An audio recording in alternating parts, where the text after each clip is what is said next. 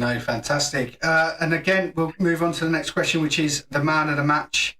It was obviously Will. How well did he do, and what made him stand out over the other guys? Then, So, like I said, our defensive performance was outstanding yesterday throughout the whole squad.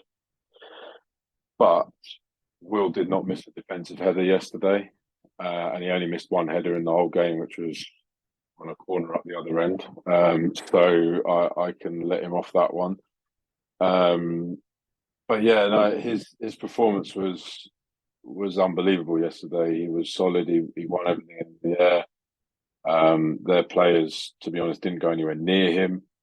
And I don't know how many corners they had. I haven't watched the video back yet. I'll do that later this evening. But I think they must have had about 7 or 8 corners, and he headed every single one of them away.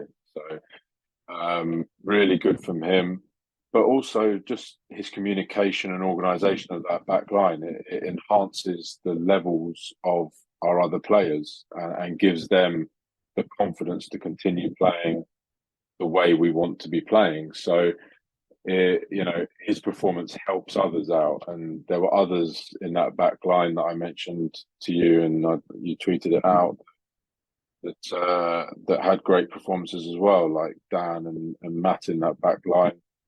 Obviously, I've already spoken about Tom adapting to how we're playing now. So there were really good performances, but Will was just solid throughout the whole game. Nothing got through him, and nothing ever looked like it was going to get through him yesterday. So yeah, he definitely deserved man of the match. with that as well, I know obviously we have spoken a little bit about it. How do you feel that the boys have matured into men's football? As again, we do say a few times that the age of the boys, they are quite a young side. And some of them, it's their first proper senior football team. How well do you think they've adapted and grown into men's football then? So I think that contributes to part of the individual goals we conceded, for the individual errors for those.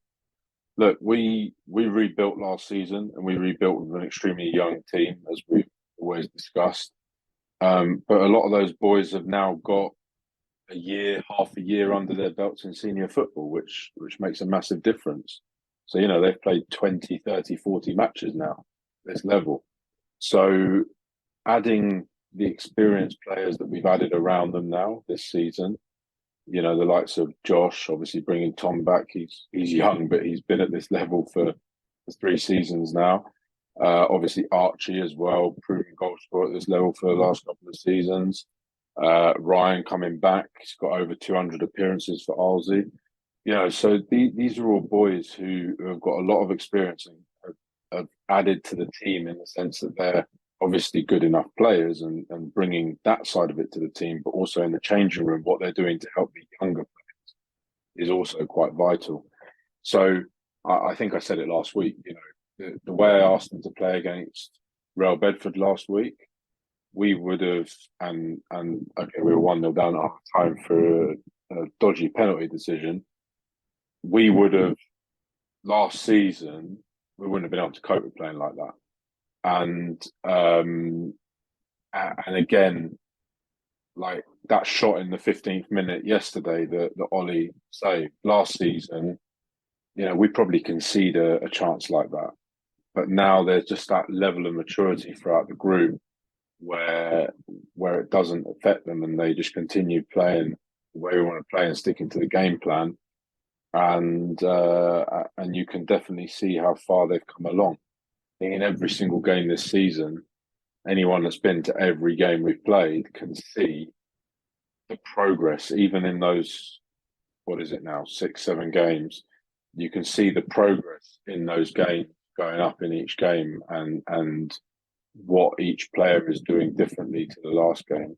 And a lot of that comes from the analysis and taking on board what is highlighted to them. Lewis and I spend about 3 to 4 hours every Sunday evening going over the footage, doing the VR analytics thing, tagging the players, and then they have to send us a message detailing theirs and and the team's performance, and that makes a massive difference because you're seeing the differences in their game where they do something that maybe needs a bit of development one week, and then the following week you can see that they've taken that on board and done it. And I mean, that happened all of last season as well. And again, you could see it in their performances. But this season, it's really starting to show in our performances now that the boys have got that much more experience throughout them. Well, thank you for that, mate. Next question, and obviously 2 very tough games coming up. St Pantilimon on Saturday, and then Biggleswade away in the league on the following Tuesday. Thoughts on those 2 coming up? Yeah, so St Pantilimon, they've changed grounds. They're playing at Potter's Bar now, so it's not on the 3G at Hertford.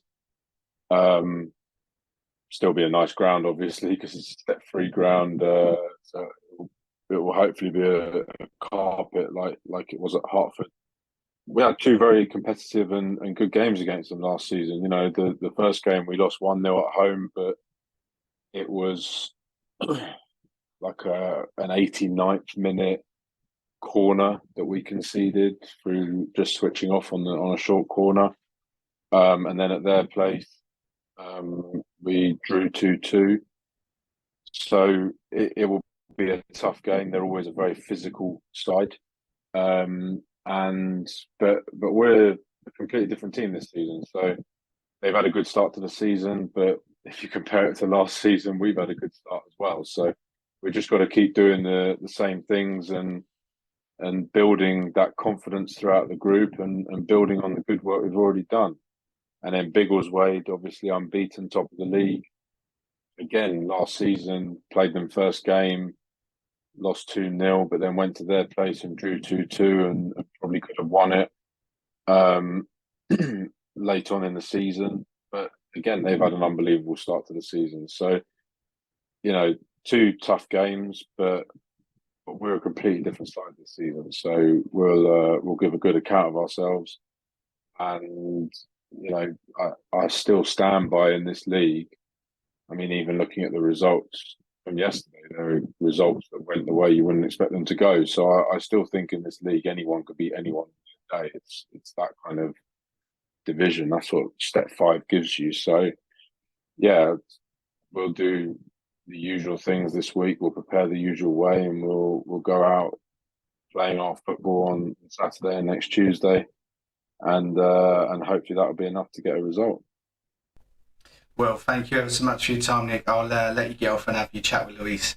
Otherwise, it might be going on quite a while for you two tonight. But thank you for that, and good luck Saturday. And we'll get a catch up on Sunday.